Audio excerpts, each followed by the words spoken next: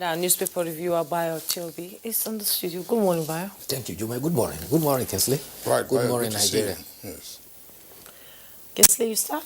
Yeah, well, let's take a look at the Punch newspaper. Punch above the nameplate says $1.2 billion Azura activation agreement signed 2015 by Buhari government. And they are attributing that to a document with details on page 18. Banks non-performing loans now 1.2 trillion naira, says CBN. Dogara should have discussed contract fraud with Bauchi governor, and that's according to the PDP with details at page 13. On page 22, DSS alleges planned subversion threatens clampdown. And the lead story says NUT, that's the Union of Teachers, insists on PPE and others as SS3 pupils resume August 4th. With two riders, WASC starts August 17th, and Teachers Union undertakes to monitor schools. Only COVID-19 protocol-compliant examination centers will reopen, and that's according to the minister. And then you can see the photographs there from the Third Mainland Bridge in Lagos, indicating the ongoing repair works on that bridge. Those works are scheduled to last for 6 months. Kano Islamic scholars reject proposed castration of rapists. That's page 7. Abducted Benue businessman freed, 5 suspects held. If you don't wear your mask, you will be removed from a train. That's according to Transportation Minister Amechi. Shortage of food and Medicare hits southern Kaduna over attacks.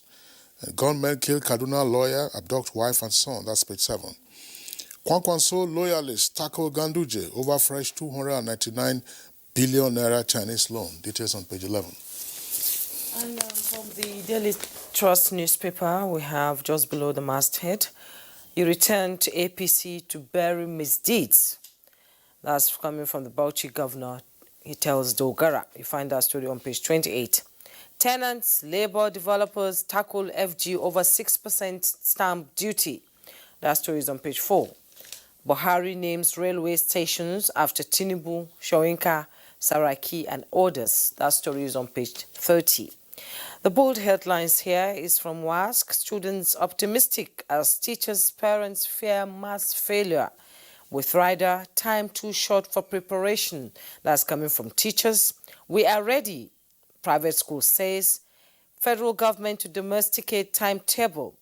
Nigeria not ready to reopen schools. That's coming from the NMA. And the picture story you see there, a resident spreads clothes, children's books and other items to dry under the sun in front of our house at Gogolada in the FCT yesterday after the place was submerged following a downpour at the weekend.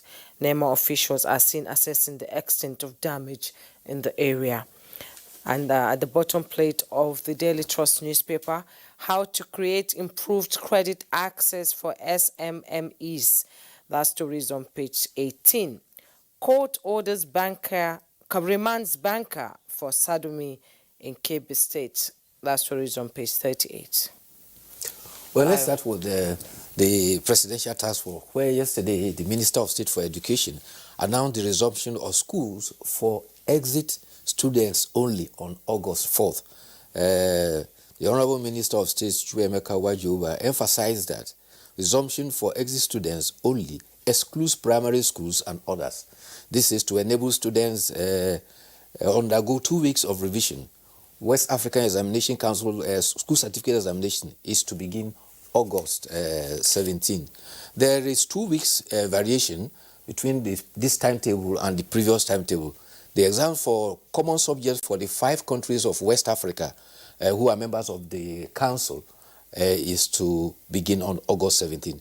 The other exams that are peculiar to Nigeria, the Honorable Minister says will be conducted between September 5 and 14.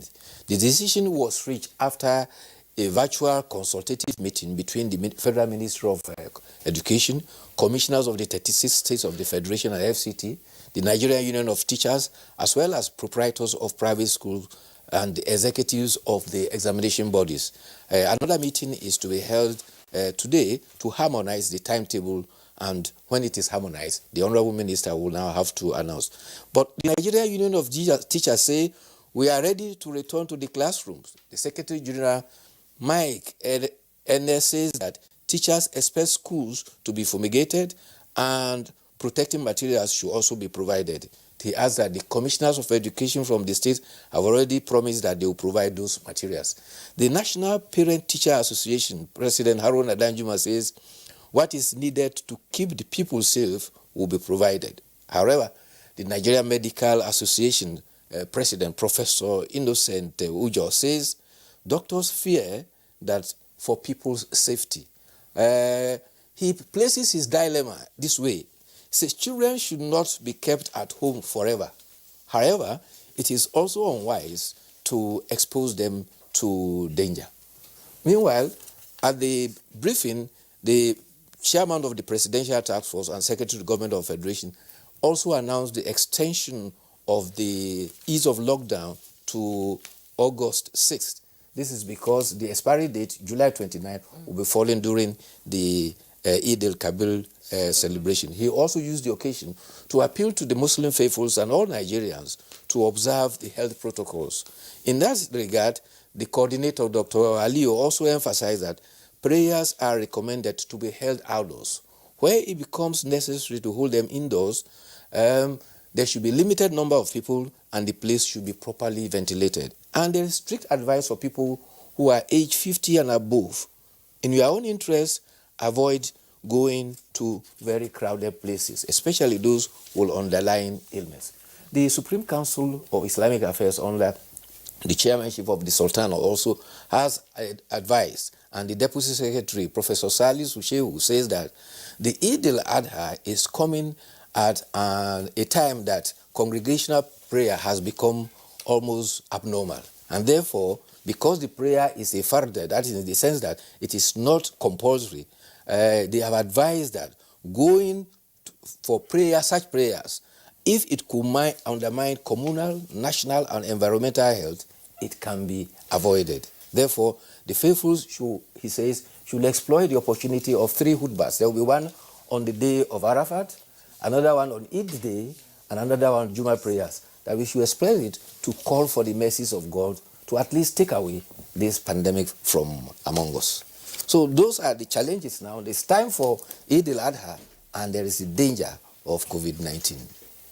There is the other interesting story too about development in Nigeria. Bitumen, an indigenous company, Southwest Bitumen Exploration, has secured a license to undergo bitumen exploration. Until now, we are importing about 500,000 metric tons of bitumen for all the construction we require for our roads.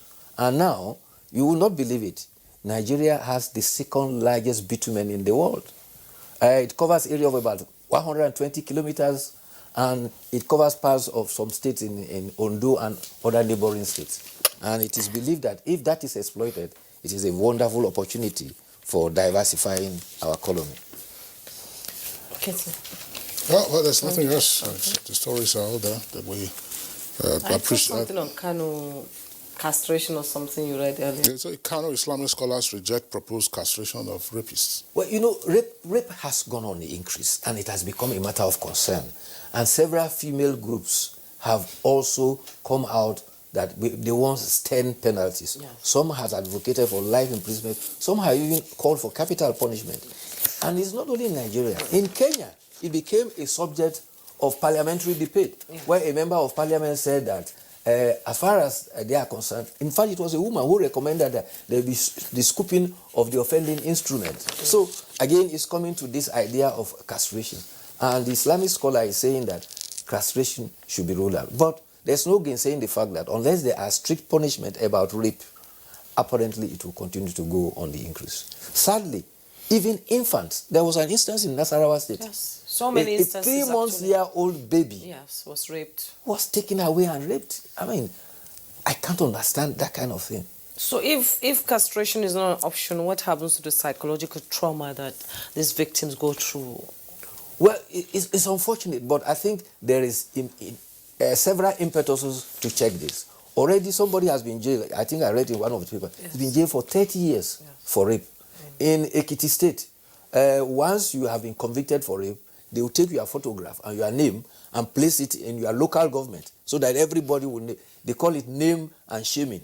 So these are the measures that we hope it will go a long way to deter people. That's the way it should be, actually. Well, the story is not in the paper that I'm reading this morning, but yesterday there was a report that the Court of Appeal sitting in Lagos confirmed the sentence imposed on one of the administrators of Chrisland schools in Lagos, who was earlier convicted by a Lagos court for defiling a child who was just a little under 3 years. You recall that case in 2018, 2019, when it was all over the place. So the Court of Appeal, throughout his appeal, affirmed the sentence earlier imposed on him, and the sentence is 60 years. Yes. Of course, they were run concurrently. That's more than castration anyway. That was the story I was trying to Yes, mention. you spend the rest of your life in So prison. let him said that as the judge upheld in the trial, that he's not a decent person and that he should not be allowed to be walking on the street. Yes. So That's a stern punishment that should be a deterrent. However, there are those who so argue that when such persons go into prison, unless they are checked, they continue to protect With that boys, within there. Yes, it's true. Well, let's now go to the stories from the Nation newspaper. They're talking about yet another bailout. Textile firms' challenge is beyond monetary intervention. I'm just going to read a little.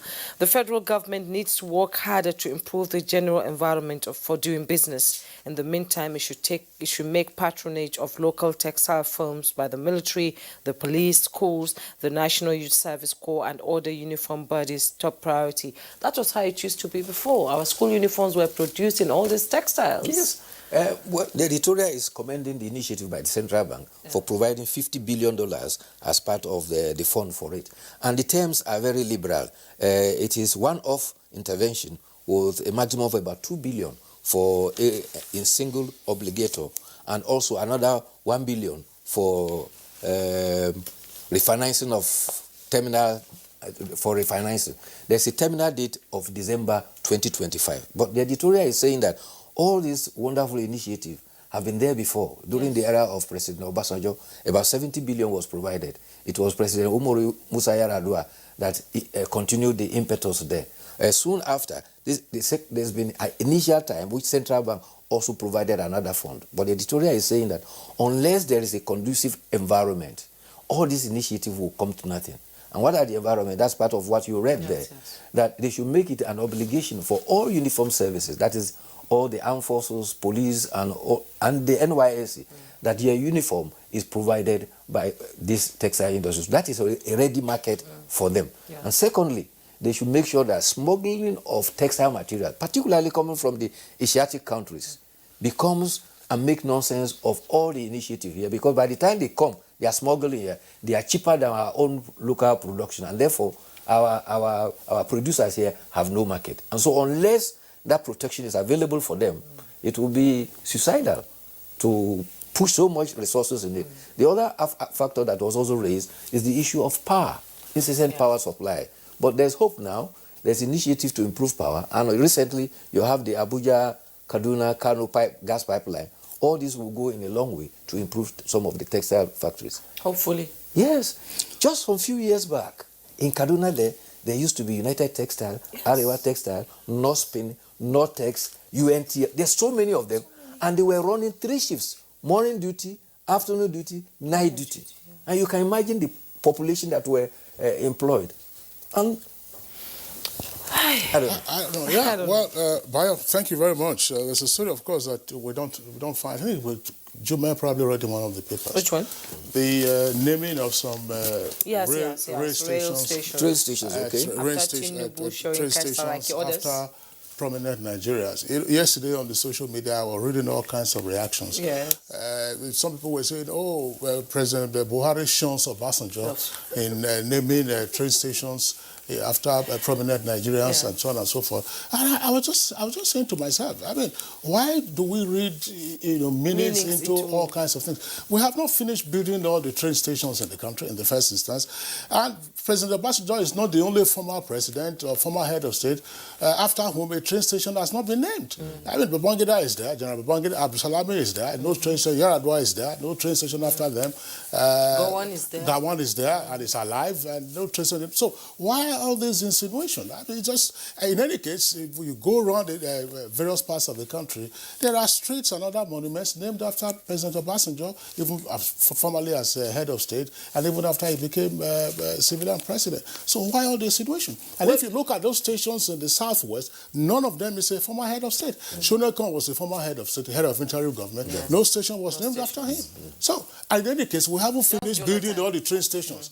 You know, it's a typical Nigerian scarcity mentality to say, there are these stations, I've finished naming them, also none is named after one cannot rule out that it's a wonderful gesture to acknowledge the services of some of our previous personalities. Yes. But people on social media must always find something to talk about. Especially with the COVID-19, everybody's at home not really doing anything, so they just hit to the social media. Oh, thank you so much. Thank you too. We'll take a break now. When we return, our discussion begins. The coronavirus, also known as COVID-19, is spreading at an alarming rate all over the globe, including Nigeria. With the number of infected persons in Nigeria increasing daily, prevention is better than cure. Coronavirus has no cure. The virus spreads from one person, who affects two persons, and by the time the affected person is isolated, the two persons have affected four, and it keeps spreading. You must take preventive measures to save yourself and that of the people around you. Always wash your hands with soap and water. Put distance between yourself and others. Whenever you cough or sneeze, cover your mouth. Clean and disinfect surfaces. Stay at home if you're sick and contact the proper authorities. Together, we can cut down the spread of the coronavirus. This message is brought to you by the Nigerian Television Authority, NTA, Africa's largest TV network. Coronavirus is real. Steps to avoid this pandemic. Wash your hands regularly or sanitize your hands. Keep social and physical distancing. Avoid crowded places. Stay at home unless absolutely necessary. Don't touch your eyes, nose, or mouth if your hands are not clean. Avoid the spread of coronavirus. Coronavirus is real.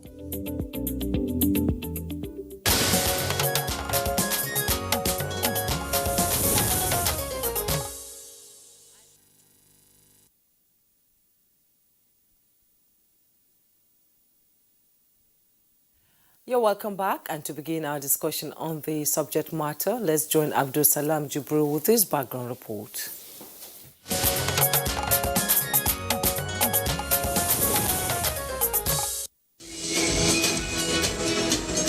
In many parts of the world, the creative industry has become a strategic sector that boosts competitiveness, productivity, employment, and sustainable economic growth. With Nigeria's current diversification agenda away from oil revenues, the creative industry, experts say, can boost the country's revenue through contributions from performing arts, literary arts, culture and tourism, amongst others. In recent times, the creative industry in Nigeria has witnessed rapid growth spurred by emerging digital technology, which supports content creation, distribution and consumption, as well as supporting industries which are rapidly evolving. Nollywood, for instance, is a major driver of economic growth and job creation. With over 2,000 movies produced annually, the opportunities are immense for wealth and job creation. The country also boasts of a vibrant and popular music industry, which not only reflects her cultural richness, but has over the years translated into international recognition and acceptance. Recognizing this, the Minister of Information and Culture, Lai Mohammed, noted that the Nigerian music revenue grew from about $36 million in 2014 to $53 million in 2018 and is projected to hit $86 million in 2021, making it the biggest in Africa. Like other industries across the world, the creative industry has been adversely impacted by COVID-19. Many of the industry's practitioners have lamented the dwindling revenues in the sector. As part of efforts to reposition the creative industry to facilitate the much-needed diversification of the economy, the federal government handed over the National Arts Theatre Igomo to the Central Bank of Nigeria and the Bankers Committee. Aside from this, several initiatives and policies were also put in place to make the industry contribute significantly to the nation's economic development.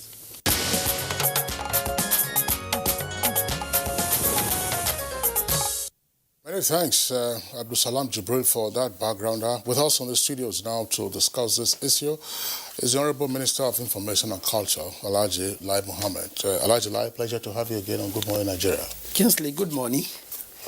Good to see you. Good morning, sir. Morning, how you doing? All right, so our focus is on repositioning the creative industry. But let's begin by asking you to identify and even discuss what you consider to be the current live issues in Nigeria's creative industry.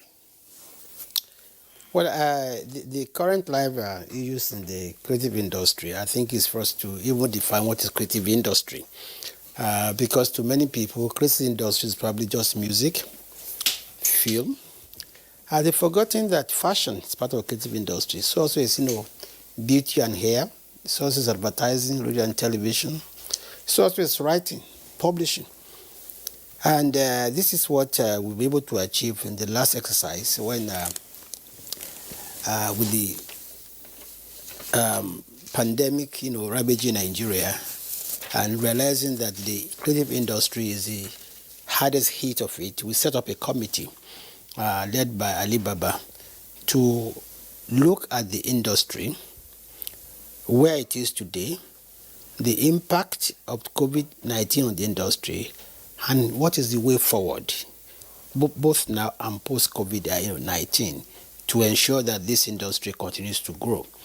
Because unknown to many people, this industry employs and creates the largest number of jobs after agriculture, really among the youth and women.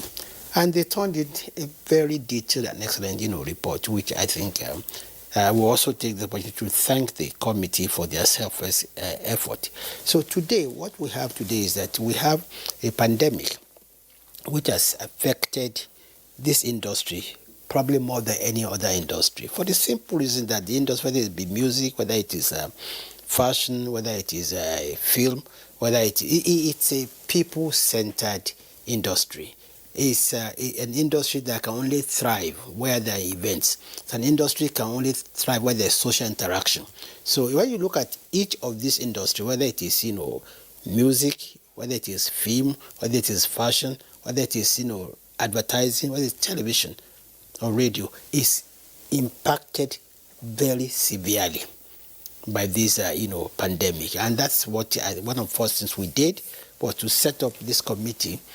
And they, like I said, they did a very, very good job, because through this committee we were able to realize that yes, music and film is the most talked about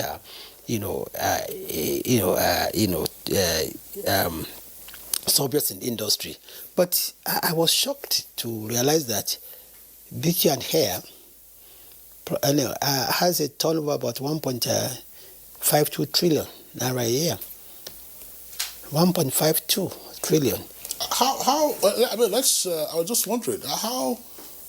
What did the committee find out with regard? This is a mischievous question, actually. What did the committee find out with regard to the impact of COVID-19 on the beauty subsector of the creative industry? I'm asking this, Honorable Minister. My colleague Juma is already smiling, and she knows why I'm smiling, because I said during the lockdown, the beauty industry was going to be affected because there will be less makeup. I remember that song, "Oh Baby, You Too Rough and Quick." In the 60s was a high life song, And when face mask also came, you cannot be using lipstick and face mask. It's so difficult. Happily, they now brought the face shield, very quickly. Right. So, but Honorable Minister, tell us. I mean, let's have a sense of how this has been see, impacted. Kingsley, yes, Kingsley, I think this is a very serious matter.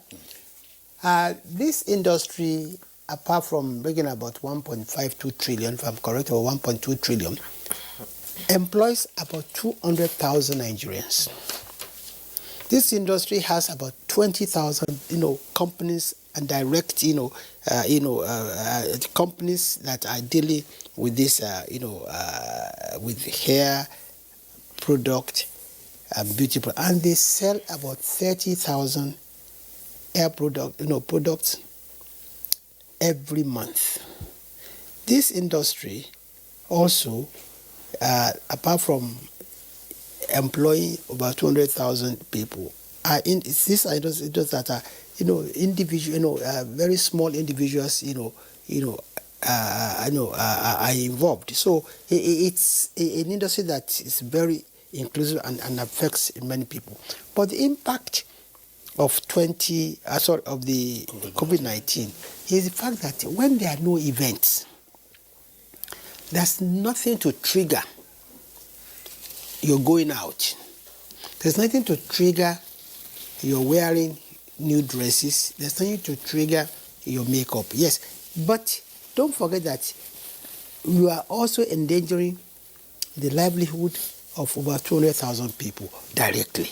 So yes, while it's you might think it's mischievous, it's not quite mischievous, but it's a serious economic issue, because I think this industry is about 1.2 billion, 1.2 trillion, if I'm correct.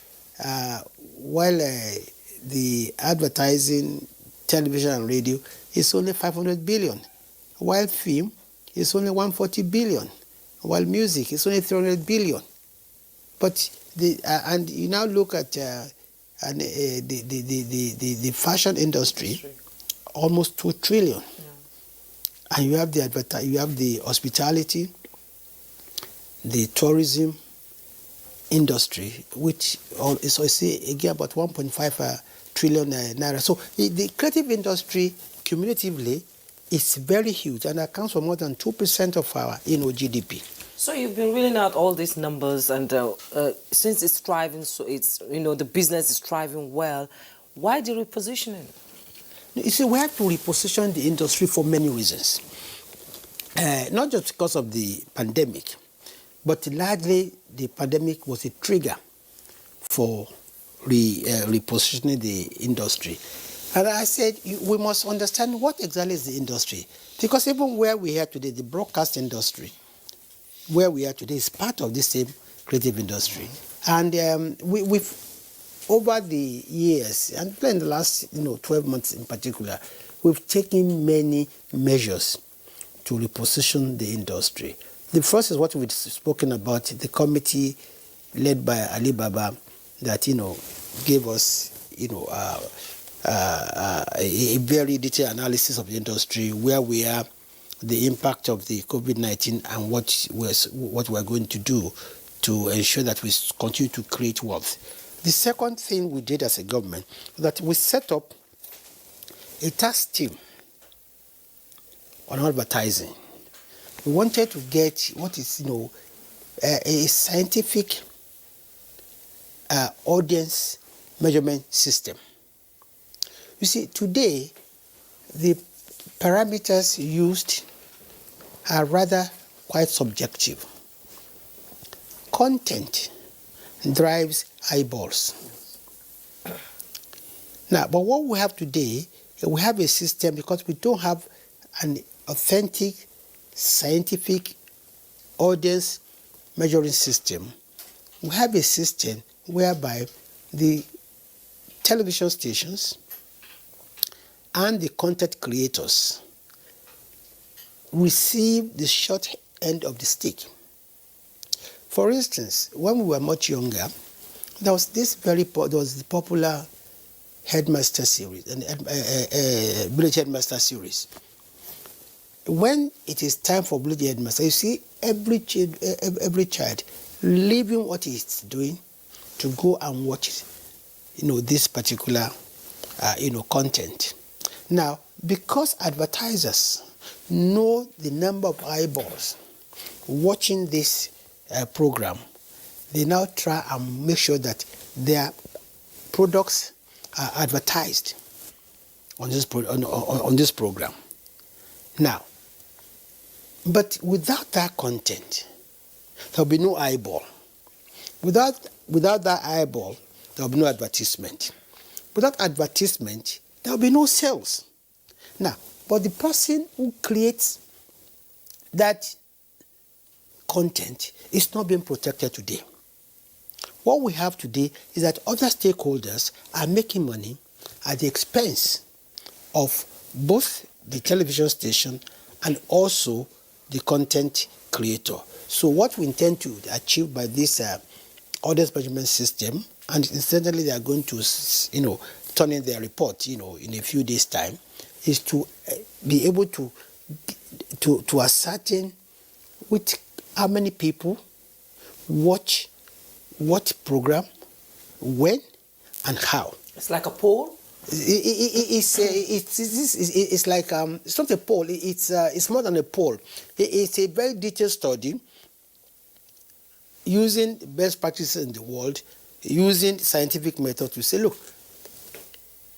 For instance, you all know that there's what is called a particular time belt on television, which attracts the most eyeballs, and where the advertising spend is highest. I think it's between 7 and 11, in Nigeria. Now, we want to be able to ascertain which particular program is most watched on television at what time, so that when advertisers want to make a decision on where to advertise their product, they will be able to say without being subjective that this is the best television station to go, or this is the best radio station to go. That is what we want to achieve by the audience advertisement. Honourable Minister, that's an ambitious idea to try to realize, and we wish you the very best. I'm saying this because from what we know, we have a national challenge with data acquisition and data management in the first instance. Numbers are usually very challenging for us. If you also look at the newspaper industry, there is what is known as the ABC, Auditor Bureau of Circulation. Yeah. And I don't know, for decades, anybody has relied on ABC, or whether ABC even has reports to tell you, say, look, what are the circulation figures of newspapers? Newspapers are fairly easy. Are you understand what I'm saying? Yes, to say, you have your Minister of Information, to say, look, how many copies of your papers get printed, how many of them get bought, and how many of them get passed on. So, I don't know. You see, Kingsley, I used to be of that frame of mind until recently, where I realized that when you give Nigerians a task, they have enough passion and commitment to actually give out, to come out with, figures, and very accurate ones. I was amazed by the report I received from the Alibaba group that today, that the hospitality industry, and here I'm talking about, events and tourism, that it's an industry worth 1.2 trillion naira. And that there are 20,000 events that take place every month in Lagos alone. An additional 10 to 15,000 in every state. That in 2017, there were 1.9 million events in Nigeria. And then they moved on from there to the film industry to say that the total revenue of the film industry today is 140 billion naira. And that it employs 500,000 Nigerians, and that it produces an average of 50 films every week. They move on to music, including DJ and management. And they came out with this figure that the entire industry is about 300 billion naira. In Nigeria? In Nigeria. And gave out also the number of practitioners, about 5,000. Moved on to fashion. So that is almost what 2 trillion naira. And that 150,000 pieces of clothes are sold every month in Nigeria. They moved on to hair and beauty. It is about 1.52 trillion naira.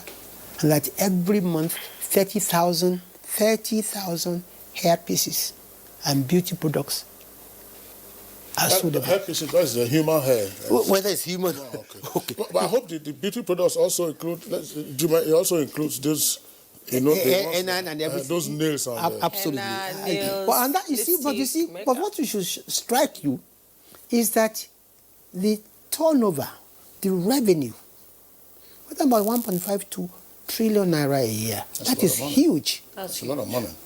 And you see, when people talk about fashion, they point that even leather is part of fashion. So I'm not really daunted, because I think it is possible we can get these figures.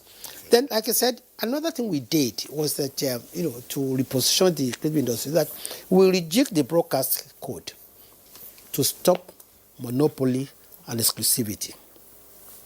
Now, you see, because anywhere you have monopoly and exclusivity, you are going to hamper the growth, especially of the local industry and the local content. I'll come to that later. We also intervened when we saw that that broadcast stations were having problems. We intervened to foster financial sustainability in the industry. That is why we came out, I think on the 2nd of July, with a debt forgiveness for all terrestrial radio and TV stations, giving them a debt forgiveness of 60% of all their debts, on condition that they are able to pay the 40% balance within 3 months. In addition, we also, reduced, because we found out that many of them cannot even renew their licenses. So how can they pay in 3 months when there's no market? No, and that is why, you don't forget, some of them have been owing this, debt for more than 5 years. For some, they are unable. For some, they are unwilling. But to assist everybody, we went further to also reduce by 30% the licensing and renewal fees. Now, another thing we did was that we also handed over the National Theatre to the CBN to renovate, put back to its glory days, and at the same time create what is called, a creative center, a creative industry center within the premises. We handed over to them about 142 hectares of land, which they can use, which they intend to use to create a film cluster, a film hub, a music hub, a fashion hub, and an IT hub, all within the National Theatre. But we are not giving them the National Theatre. They are revamping the National Theatre to us. The main bowl, the cinema halls, the banquet hall, the restaurants, the bars. They are going to revamp and upgrade the sanitary facilities, the lighting, the acoustics, plumbing, and give us a brand new National Theatre. Don't forget that for more than 40 years, every attempt to renovate that National Theatre has failed. And the government simply doesn't have the money. So when we saw this opportunity of a private-public partnership, unprecedented, where the CBN with its banker committee ready to intervene with almost 25 billion naira, spend about 7 billion to renovate the National Theatre, and then about 18 billion for facilities, for the hub, for the film industry, for the music industry, fashion industry. We see the opportunity with both hands. This is another thing we have done to, reposition the creative industry. Will this money be paid back? Or is it for free? On the revamping and everything, how do you pay back the CBN? We are giving that. You see, don't forget we're handing over also prime land to the CBN to develop and build a creative center. So, in return for revamping a national theatre, we also gave them the fallow land around the National Theatre to develop. But you see, for us, it's not, number one, we're not paying back. Okay. Number two, we are not giving them National Theatre. Ownership, major National Theatre, remains with the federal government. But when you look at the one-win situation, that we are creating more jobs. And I remember when I met the National Theatre Management and the union, I was able to allay their fear that if anything, this particular move will not only secure your jobs, but will provide you a better environment to work and in particular create more jobs. And we also got certain, undertaking from the central bank that none of these hubs will compete with what, National Theatre offers. In other words, you can't show films there. There can be no exhibitions in those hubs. So you make films there, you come and show them at National Theatre. You record music there, you come and show them, or perform them at the National Theatre. So these are some of the steps, we've taken to reposition the industry. But I'm just wondering, just before you proceed further, Honourable Minister, I'm still on the National Theatre. I've read some reports by persons who are challenging the handing over of the National Arts Theatre, but that's not the substance of my question. The substance is, what other than the renovation and maintenance of the main bowl of the theatre, what else is being done about the surrounding environment? I mean, those of us who are familiar with Lagos, for the benefit of our viewers, when you drive around the National Arts Theatre, you shake your head because you can see the immense opportunities that lie in the waters. You can say swampy waters or otherwise, but all those waters are all brackish. And so what is going to be done with regard to taking advantage of the environment itself? Kingsley, see, I think you didn't listen very well, Kingsley. This project is not about National Theatre alone. I said the 142 hectares of fallow land at the National Theatre is going to be converted to a creative hub of 4 clusters: film, music, IT, and fashion. Then the National Theatre and these, clusters will be curated by soft and hard landscape spaces. Artificial lakes would be created. The entire environment will be changed and transformed. And there are 4 major partners here. There's the Lagos State Government, there's the CBN with its Bankers Committee, there's the Ministry of Ministry of Information and Culture, and there's also the Ministry of Information. Ministry of Youth and Sports Development. Now, these are the 4 major partners that are overseeing and working to coordinating this project.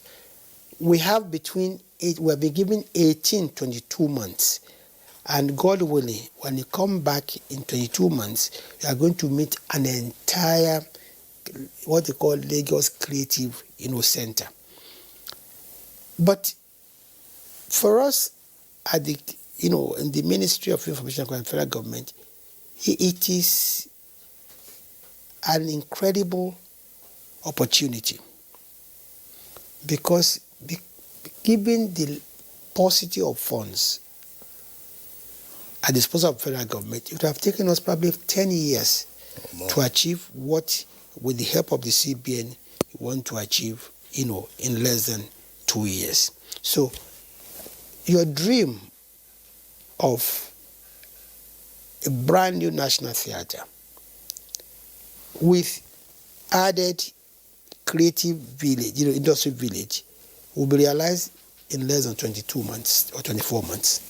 Sorry, Honourable Minister, I got your point initially. I'm happy that you have also further elaborated. I'm just thinking about environmentalists, for instance.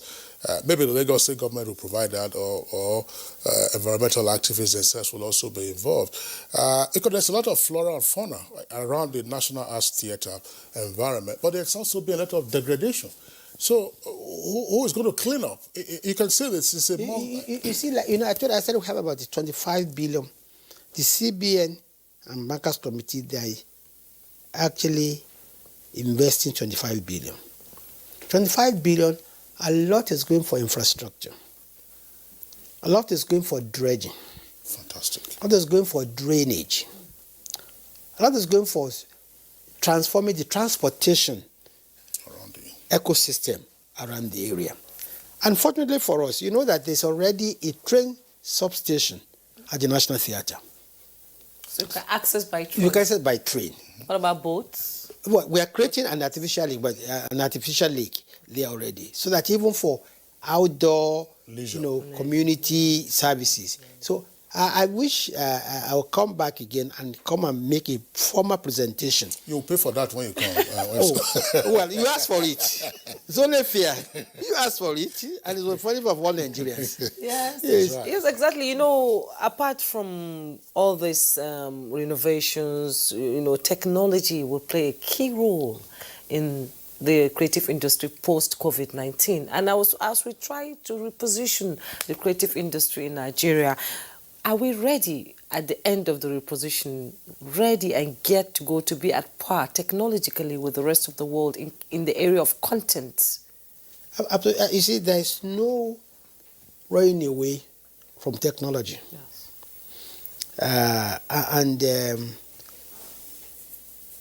One of the things that will be achieved by this creative industry village, that technology will be harnessed at the highest level. I'll give an example. Look at the fashion industry today, which I told you, employs about, I think about 30,000 practitioners in all over Nigeria. Now, one of the major handicap of the fashion industry in Nigeria is skill gap. Lack of proper training, lack of technology. To the extent that the best designer in Nigeria today, most of them, cannot replicate their designs 100 times over or 1,000 times over. What you are going to achieve in that village is a situation whereby you can take your design there, and then with technology, you can reproduce that design. And make it industrial 1,000 times, 10,000 times. Now we are going to have a music hub where instead of going outside the country for post-production, you can get your post-production there. The same thing with the film. And don't forget that I said there's an IT hub in that same creative bit, which would benefit all the other clusters and even the National Theatre. So there's no running away from technology, whether you want to, whether it's streaming or whatsoever. And this is where the real money is today. Will our content improve? Absolutely. You see, we have done a lot to improve our content. And that is why you can see that there have been a lot of spurious attacks on the ministry, on the minister, because of the reforms that we have brought.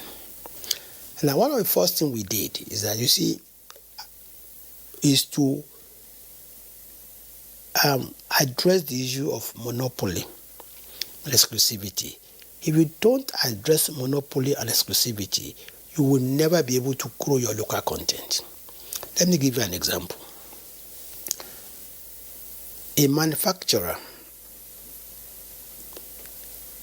who sells his products in Nigeria, whose products are consumed by Nigerians, takes $1 million to Brazil to produce a series which will play on the local television here. And when that series plays, it will increase his sales. Yet the $1 million is taken to Brazil. Brazilians take advantage of that $1 million to the detriment of the local content producers here. So what we said in our code is that if you do that, we'll penalize you and we'll use that money as part of the fund to train our local producers. 2, we said, henceforth, you cannot go and buy a series or an opera or even rights for sports and refuse to resell to Nigerians. Now, what do we mean? Is that if you go and buy Premier League and a small operator in Nigeria approaches you to resell, you must resell to him. We will not dictate the price at which you are going to resell, but you resell to him at a price to be agreed by both parties. But they said, no, that is going to be injurious to our economy, is going to discourage foreign investment. We say it's not true. iTunes, Amazon, Netflix, all started by sub-licensing from other bigger, companies. Companies, yes. If there had been no sub-licensing regime in those countries, there will be no Netflix today. There will be no Amazon today. And there will be no iTunes today. They come again and they argue that what we are trying to do is to favor some people against the other. I say, yes, we want to favor Nigerians. We want to create jobs for Nigeria, for Nigerians. And I asked them, of this amendment to this broadcasting code, which one has offended you? Is it the fact that we say that, one, local contents today, we defined, before now, you see, when we said earlier on that if you are going to put any show on the 7 to 11 belt, it must contain local content. Certain percentage of it, yeah. What they did was that they would go and do a film in South Africa, do a film in America, and then put 1 or 2 Nigerians and say they are the producers or directors, and that will qualify for local content. We said no. With this new amendment, location, 75% must be Nigeria. Content, 75% Nigeria, or 70, I can't remember. Directors, producers. Because if we don't grow our own local content, we'll continue to be deprived of the opportunity to grow, and all our money, all resources will go to the other country. And this is the only reason why we are being attacked, but we can understand. Change is always resisted. But every country today, where you have this kind of regime, start with regulation. And I want to say here, without any fear of concern, it's only in Africa. The only continent in the world where you have exclusivity and monopoly of content, not as a business model. Anywhere in the world, you can go to UK, you will watch Premier football on any channel. It's not just one channel that you can watch a Premier, Premier football, Premier League. So this is what we are trying to achieve, and we keep telling them that they must understand that the advertising, you see, all products or all productions are funded either by advertisers, advertising or by products. But these products are consumed in Nigeria. So why must you go elsewhere to go and make the films, to make the content when we can get the content in Nigeria? Are you saying that a country like Nigeria that has produced Nollywood, Afrobeat is incapable of producing any series? I just want to, Honorable Minister, please also clarify this, because it's a point that has come up. What you talked about, monopoly of content in terms of television series or broadcasts, Premier League or La Liga, that's understandable. What about advertising? Advertising, location, artists, producers and directors, these things are often done offshore and then brought in, and you find them on your screens. So I would like you to also speak to this. Are we going to have a change regime in that on account of what we are seeing already with the broadcast? See, Kingsley, this is precisely the problem. We've changed the entire ecosystem in a manner that, and I start with an example, that you cannot go and make your advert or film or reality show outside Nigeria and bring it to play on our airwaves. No, we won't allow it. Whether it's advertising, whether it is film, it must be local content to at least 70%. And we even went as far as saying that even for sports, if we invest $1 million in promoting foreign league, you must also invest 30% of that 1 million in promoting our own local league. This was what we agreed between the Nigerian football league and NPFL or something. Yes, and NTA was at the meeting. They were at the meeting. NBC was at the meeting. They brought the lawyers and the engineers, because we need to improve. We need to encourage our own local production and our own local content. And if you see any attacks on me about this new broadcasting code, it's simply because we said it cannot be business as usual. We're still talking about those local content. You in a way you can't, if the content is not palatable to me, I wouldn't watch. We grew up watching let me land. We grew up watching Village Headmaster, New Masquerade, Tales by Moonlight. It is it's our culture being portrayed on TV. But what we see now, it's sort of not quite different. Movies, you see movies with Western ideas, and it just doesn't sit down well with me. That's my opinion, I think. This point I made. Yes. I said, one, can you say that a country that has produced Nollywood, Afrobeat, is incapable of producing good content? Why is it that our local content producers are not doing well? Now, if you look at, I think it's section 9.8 of the code, I'm not too sure. We said, because this is what happens. Today, television stations are owed for years, for months. Producers are owed for months. So now we put in our broadcasting code that if you owe a television station money, we will not allow you to go and show your advert on another television station until you clear the obligation from the other television station. Because when producers are not paid what they are due, they can't create new content. They can't even maintain themselves.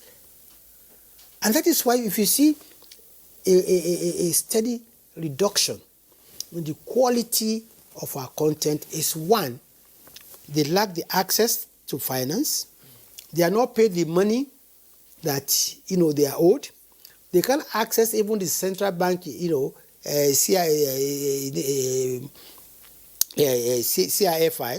Creative Incentive, Financial Initiative. They can't access it because central bank is not a grant. The money is put there by central bank. You apply, they ask you to go to your bank. Your bank will look at your profile, will look at your portfolio. You cannot even show them a steady stream of revenue. So these are the things we're trying to achieve. And you see, and it's interesting, we put in this provision in the code, and the attacker said, why are you the court? Why, if anybody owes money, let him go to court. But when the CBN, a few weeks ago, made a regulation that if you owe Bank A and you have an account in Bank B, we deduct your money from Bank B. Nobody said anything. We discussed that on Good Morning And Nigeria. that is exactly global standard yes, instruction. That's exactly what we're trying to achieve. That you don't kill NTA And go to AIT. and go to AIT. Also. Kill AIT and go to channel. No. We as the regulator, as NBC, we have a responsibility to these stations. Because if they kill them, they will not be able to pay us their own license, our own license fees. Honorable Minister, Yeah. look, this is, in a sense, when you drill down to what you're talking about in terms of the revised broadcasting code and what is inherent in it, there's no question about it that you have potentially game changers for the industry in terms of also broadening local content, creating jobs, and then fortifying our culture ultimately. But what is the enforcement mechanism? What is Enforcement mechanism? Because as you very well know, our challenge is not a shortage or inadequacy of laws, but often enforcement. So that when one or two persons who default get the sanctions meted out to them, there will be a lesson to others. But when nothing happens, if it's a slap on the wrist, everybody relapses. So it says, oh, no, don't mind. So how do we ensure that this is enforced strictly and there is no political interference or intervention? You see, Kingsley, one of the reforms we did was that we realized that some of the fines today are so insignificant that television stations, radio stations will just go ahead and breach the law. Let me give an example is that there's a law on the broadcasting code against incitement, against hate speech and indecency. But how much is it? 500,000 naira. So if I want to incite people, I want to preach hate speech, I go and give a television station an advert that is inciting. And the television says, no, if you give me this advert, I can't take it because I'm going to pay a fine of 500,000. He said, don't worry, I'll give you 1 million naira extra. So the television stations will carry it. What we have done is that we have increased that fine from 500,000 to 5 million in the new broadcasting code. And if after 3 infractions, we suspend your license. And we are waiting for the first offender. And I'm monitoring this very well. No, but there's one in the pipeline that I'm waiting for. No, letting the cat out of the bag. No. I'm not. See, that shows how serious. No, his enthusiasm shows that he's almost catching the culprit now. Because if you don't teach them a lesson, like rightly said, they'll get it. Because They how can't would keep you, getting away with how it. would you cause civil unrest? How will you through hate speech, for instance, through incitement? So that's one of the first things we did. 2, in the revised code also, there's some offenses that are grade A and grade B. We elevated to grade A. Offenses that have to do with divisive comments, that have to do with incitements and things like that. So those are some kind of things that we did to ensure that there's sanity in the industry. Okay, Honorable Minister, we have some tweets that came in. Nigerians would like to contribute to the discourse. I begin with Mike Anyako. He says the importance of Nigeria's creative industry cannot be overemphasized. It has the potential for earning revenues for the country and conserving of foreign exchange. The challenges are that talents are not recognized and also not encouraged. Chris Simeon, creativity is the mother of invention. In this modern age and time, avenues should be created for the younger generation towards showcasing their creative power. And Law Alpha C tweets, Nigerians are naturally creative, and the industry, if properly repositioned and reactivated along the line of our values and principles, will be a major revenue earning sector for the nation. Festus Akimboyawa, there's no doubt that Nigerians are creative. Therefore, government at all levels must continue to develop our creative industry. We must begin to see business in our culture and market it. And Cecilia Okoroma tweets, during this pandemic, the creative industry remained the worst hit.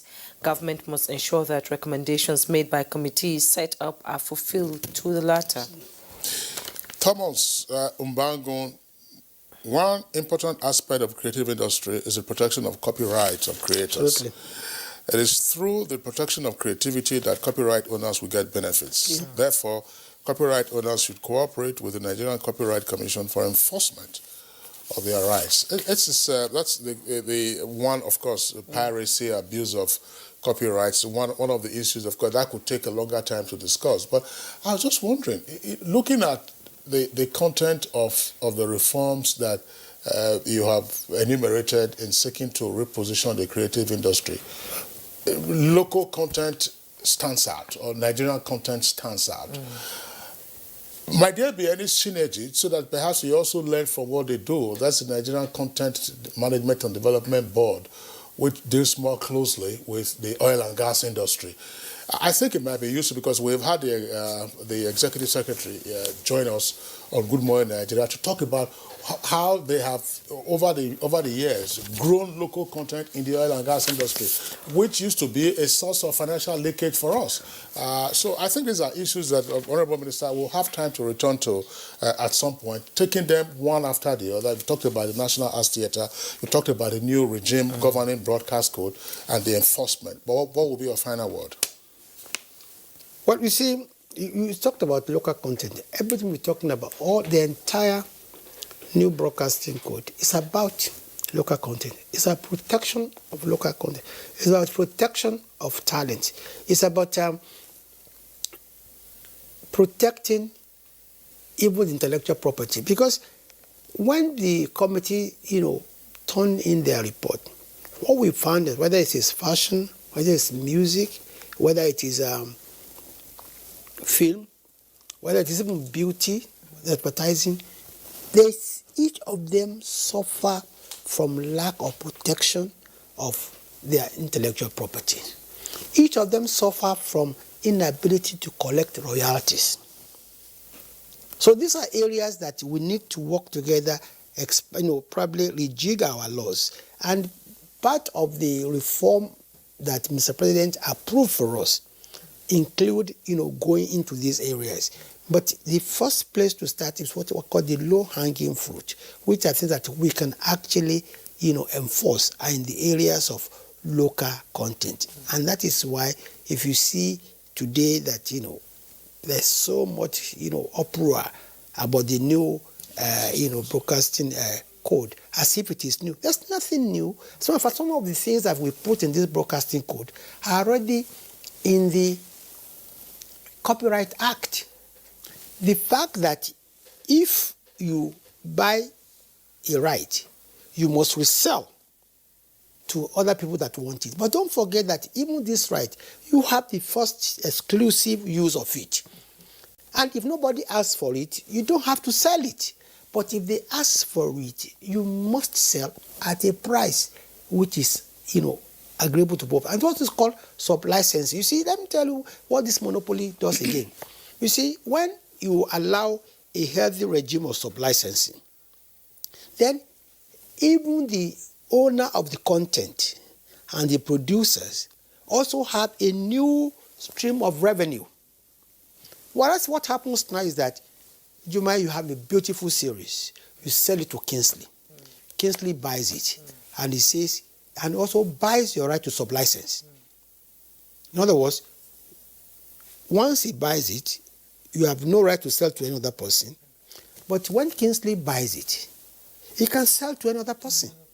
and it deprives us of that royalty and that money. So this is why we see the kind of resistance that is coming, because we are trying to reposition the industry in a manner that is going to benefit everybody. Unfortunately, even those for whom we are working, they have been so confused by the critics that they are also attacking us. Attacking you.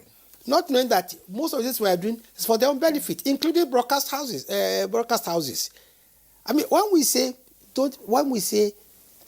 if you own television A, don't go, you won't allow you to advertise television B. They tell us that, are you the court? Well, if I own television A, let television A go to court and charge me to court. But if we say no, the industry will not grow that way. But unfortunately, even those we are protecting are the ones that are most vociferous in attacking us, because you see, there's a lot of money, you can see from the figures I've read out, there's a lot of money in this industry, a lot of money. But it's not going back into the industry. No, it's not going back. It's not going back. As we said, Honourable Minister, we'll have the opportunity of interrogating the sub-issues arising from what you have indicated in terms of repositioning the creative industry as elaborate as it is. So it's on that note, we'd like to thank you for being with us on Good Morning Nigeria today, and we'll see you sometime soon. All right. Thank you. Thank you. It's Good Morning Nigeria, reaching you on the network service of the Nigerian Television Authority. We're taking a short break now. When we return, we'll be dealing with another topic, which is the resumption of trade services on the Abuja-Kaduna route. As a strong immune system increases the chances of victims surviving COVID-19, a corruption-free society creates opportunities for citizens to thrive and prosper. Build your immunity. Stop corruption now. Report all acts of corruption to ICPC on this toll-free number 0800 2255 4272. This message is brought to you by ICPC and NTA. We have observed the lockdown. We have practiced the measures in order to curb the spread of the virus, but we can do better. The coronavirus spread is increasing daily, and only together can we cut down the numbers and defeat the spread of the virus. Remember, COVID-19 is not a death sentence, and a recovered patient cannot spread the disease. Do not stigmatize. Do not hesitate to report any case, or if you have come in contact with anybody that has been infected with COVID-19. If you have cough and fever, please stay at home and call your state hotline. Find state numbers at www.covid19.ncdc.gov.ng. Remember, it is for your own good and for the good of every Nigerian. Let us do better and defeat the virus. Together, we can do this. This message is brought to you by the Nigerian Television Authority, NTA, Africa's largest television network.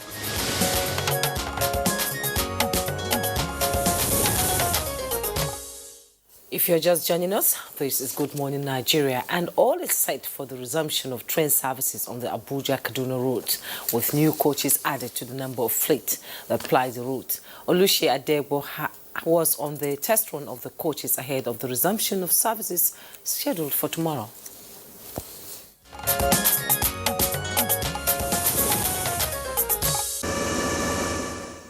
For 4 months, these ambience were silent as COVID-19 altered train services on the 186.5 kilometers Abuja-Kaduna route. Within that period, new coaches and locomotives arrived, and the lockdown eased subject to the observance of the non-pharmaceutical protocols. Now, the Nigerian Railway Corporation is ready to resume, but a test run has to be done. Minister of Transportation, Rotimi Amechi, is leading the process. Satisfied with the measures put in place in compliance with the PTF directives, as well as the new coaches and locomotives, the minister says train services will resume, but with 100% increase in fare. And I'm happy that we've received more coaches than we have had before. The new fares, first class, 6,000 naira. Business class, 5,000, economy 3,000. The governor of Kaduna State is also welcoming the changes.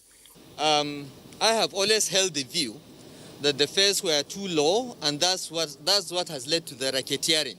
So why shouldn't the government capture that?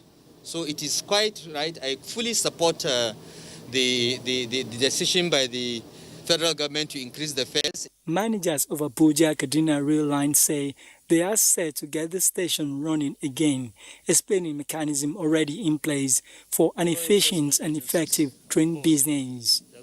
The new lines we are opening now are tailored to form a network that will really support economy of the country in terms of making them a very effective backbone for industries.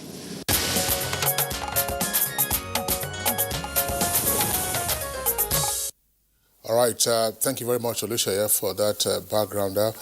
We have to discuss this issue with us. Joining us via Skype from Lagos is Engineer Fidet Ohiria, who is Managing Director of the Nigerian Railway Corporation. Engineer Fidet, via Skype from Lagos, thank you for being with us this morning. Good morning. It's a pleasure to be here. All right, and here with us in the Abuja studios, we would like to welcome a regular guest on Good Morning Nigeria on transportation issues. Mani Ochubojo is a lawyer and transport analyst. Mani, pleasure to have you with us. Thank you very much for having me. Good morning, Nigeria. Okay, let's begin with Engineer Fidet Ohiria, via Skype from Lagos. Engineer Fidet, well, after several months of non-operation of train services on account of COVID-19, you are due back to resume on the Abuja Kaduna route.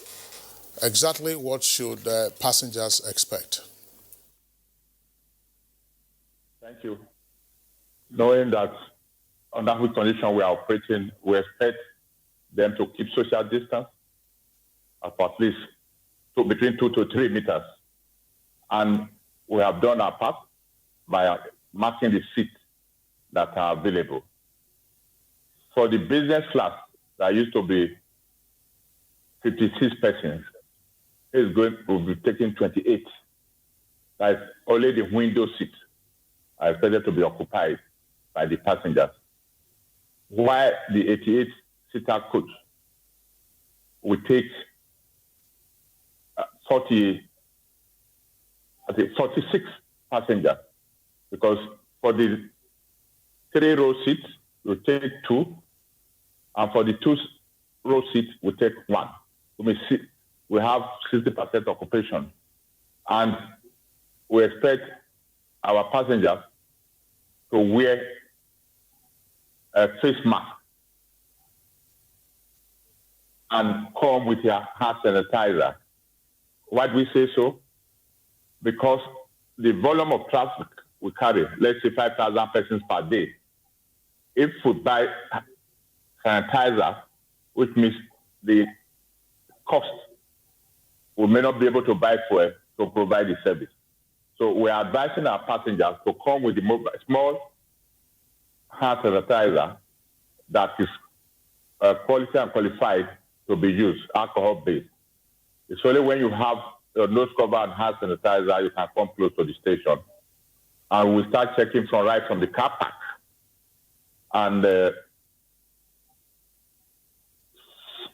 starting tomorrow, we are still going to operate our normal 8 round trips, because we have to train of the new rolling stock has come by the suppliers.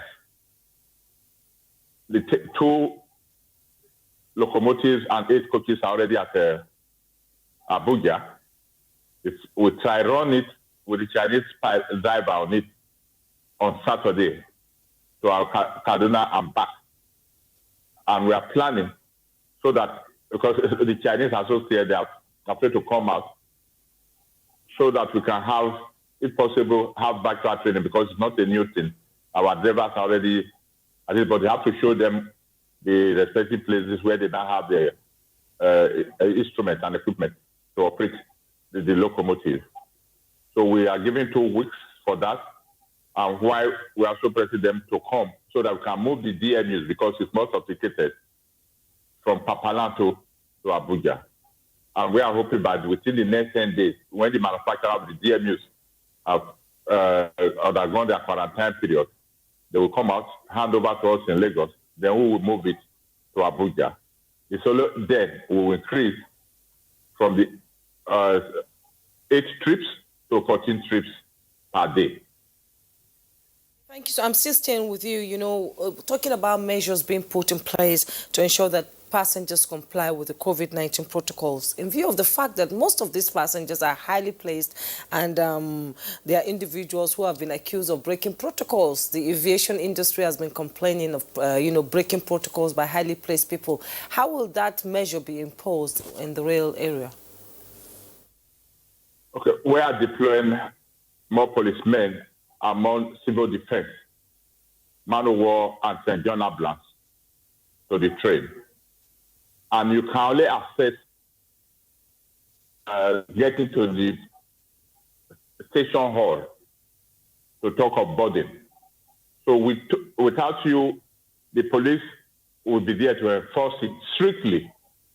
And even inside the train, we have asked the guards of the train, anybody that are pulling down his face mask, he has a right to stop the train. Call the driver on your radio, ask him to stop, and the police will drop, whether in the bush or in the station, they will drop that person because we can't afford to risk our life. If you protect yourself, you are protecting others. So, and we have gone as far as publishing in the newspaper, and you are here now presenting, asking us what passengers should do, and we are telling them so that they don't say they did not hear or know of it. That's when we went out to the extent of putting out the newspaper, sending out press releases, and we are putting up inside the train itself and before the train, there is the COVID, what you should do and what you should not do, being aired on the screen and on notice boards.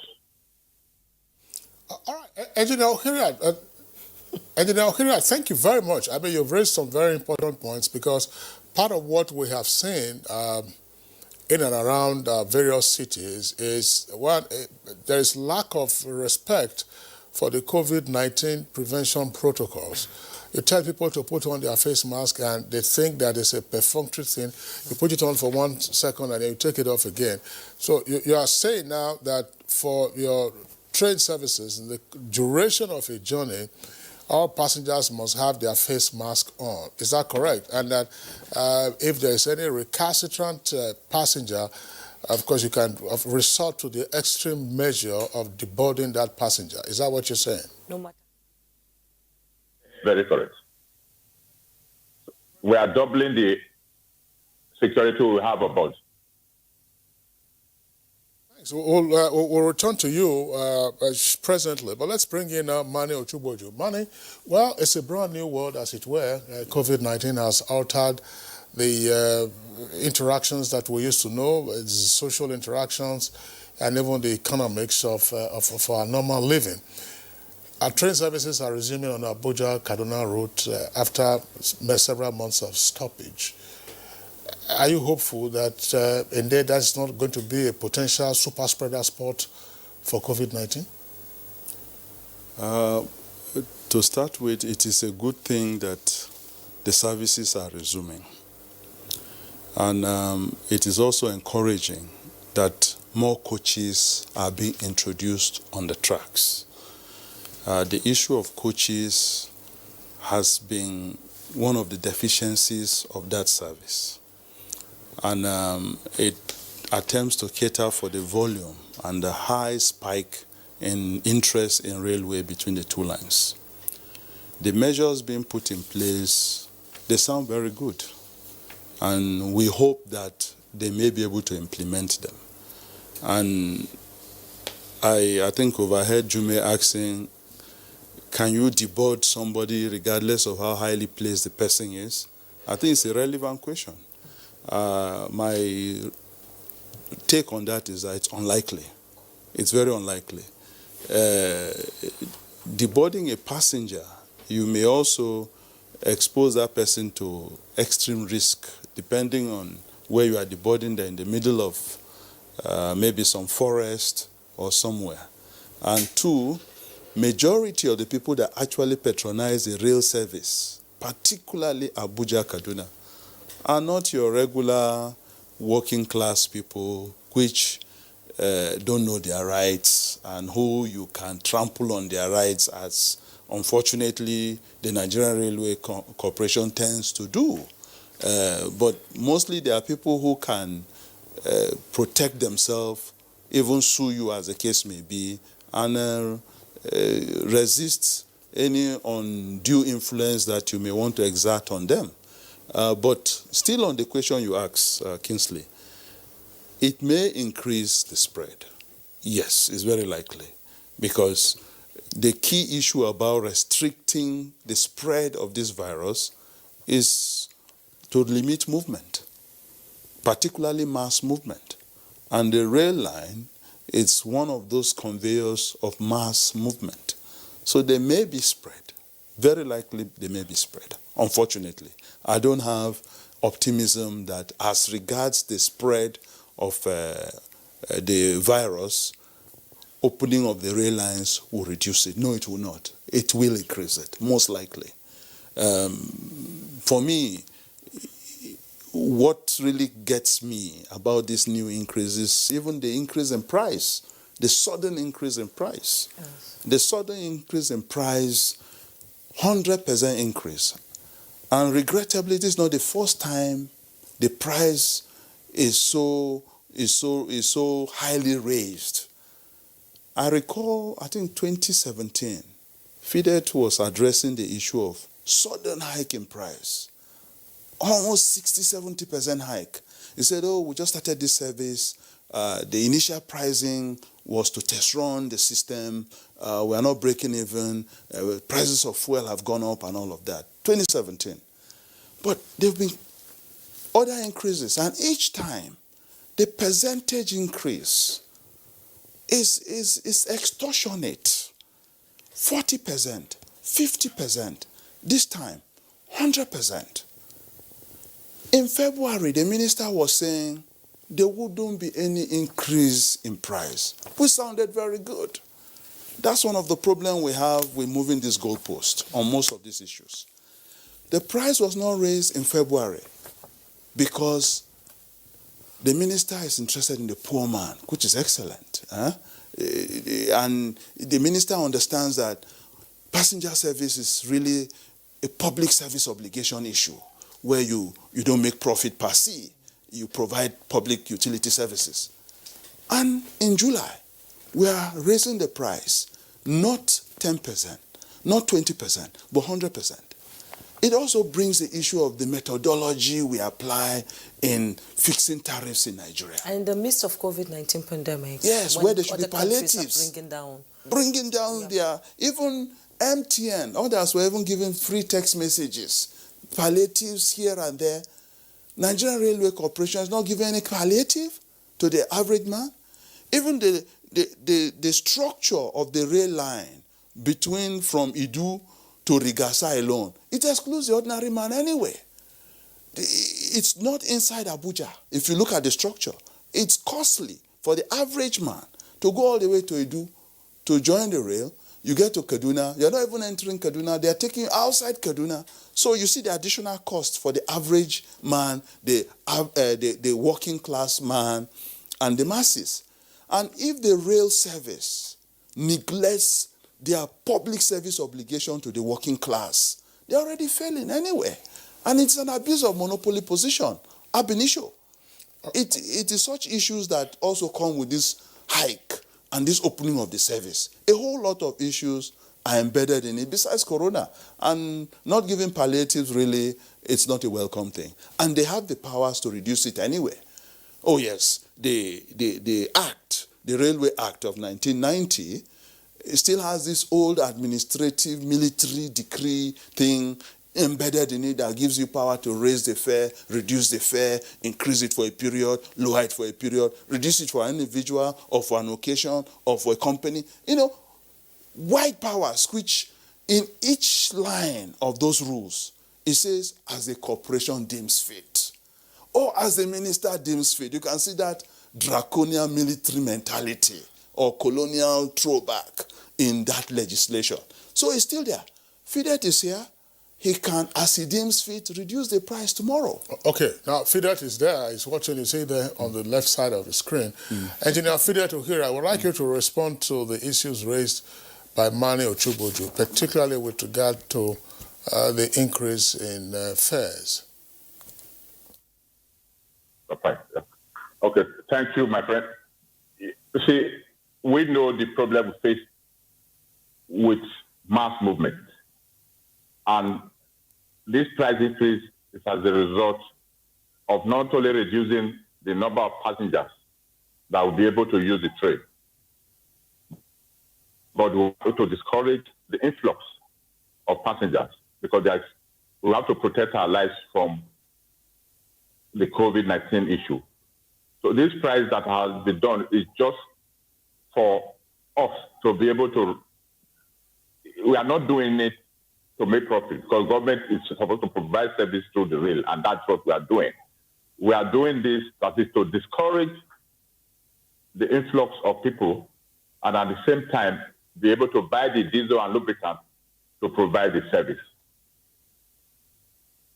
When we started, we were not able to make 1/3 of the revenue that we deploy in operation. But gradually, we got to break it even in the cost of operation. And now that we are reducing the number of people we can carry, it's still the same cost and even higher because you now have to provide more security on train. You have to provide the thermometers. You have to provide the instructions for people to queue. It's going to cost more. So it's either we provide the service to be able to meet the cost of providing the service, or we will stop, and the infrastructure that are in place will go down. So we are now saying, okay, for this period that we are running, have the capacity of the train, what do we do to be able to even buy the diesel to operate it?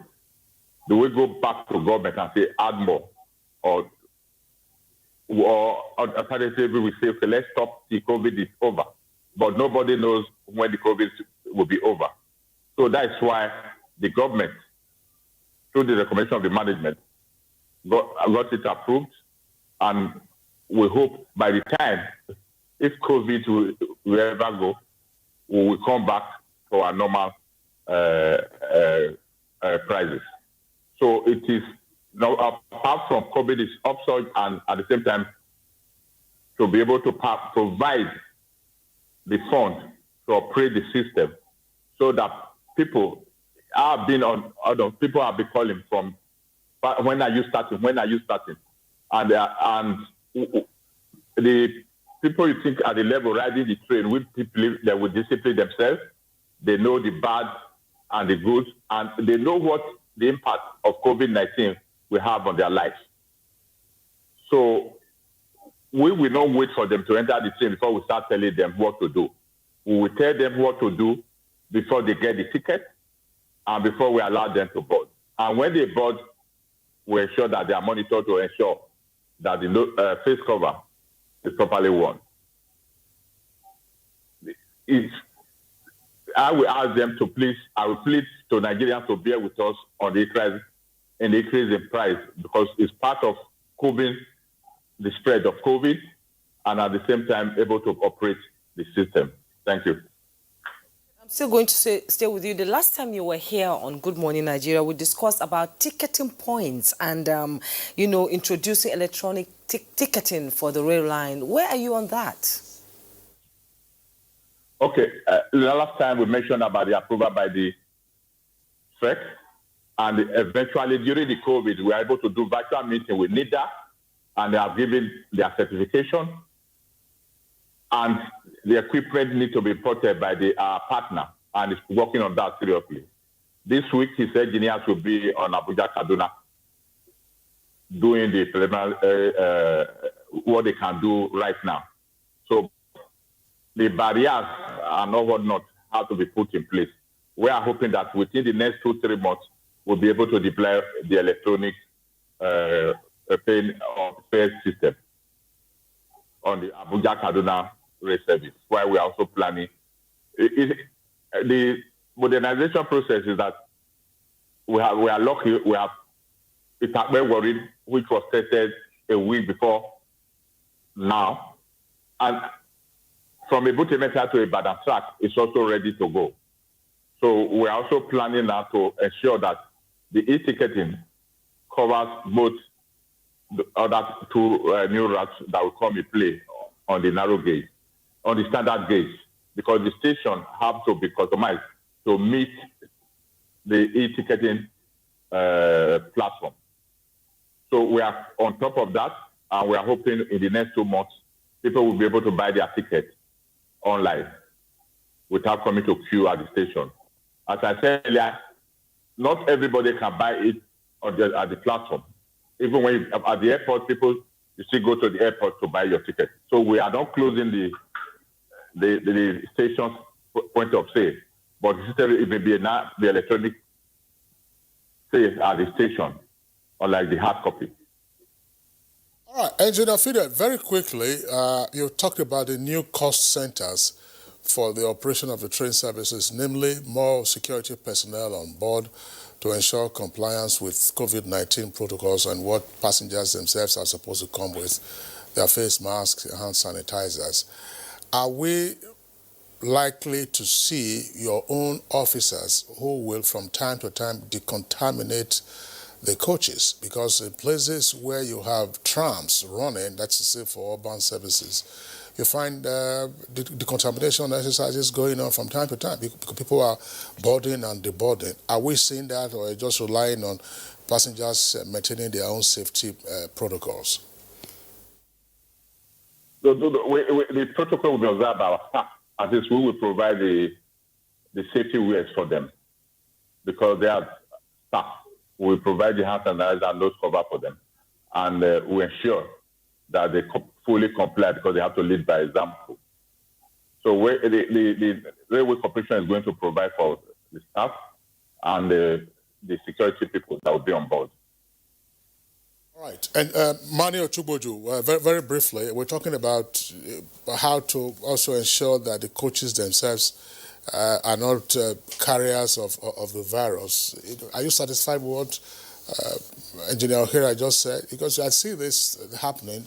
Trains are being decontaminated. It's not large scale usually, but you just find the hand spray is there, and then somebody comes, cleans it up.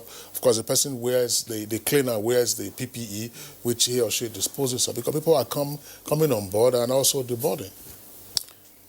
It is not encouraging. It is not.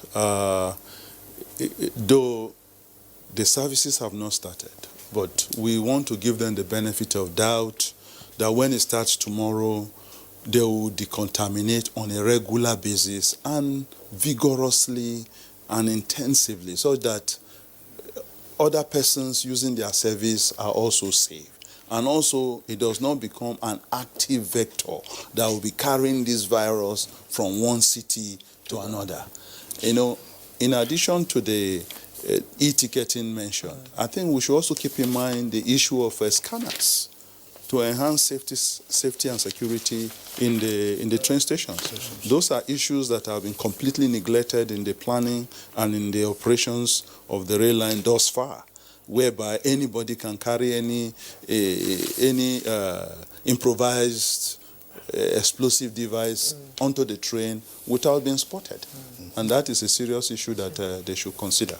Okay, thank you so much, Mr. Mani Ochuboju, transport consultant, a lawyer and transport consultant. Thank you so much for your input on Good Morning. It's been a pleasure having you as always. Pleasure. And we also like to thank Mr. Fidel O'Hara, Managing Director, Nigerian Railway Corporation, NRC. He joined us via Skype. Thank you so much for your input on Good Morning Nigeria. Sports Update is next. Glasgow Rangers are interested in bringing Super Eagles forward Josh Maja to the Ibrox this summer, according to reports. The Jazz are ready to open transfer talks with Bordeaux in order to bring the player to Scotland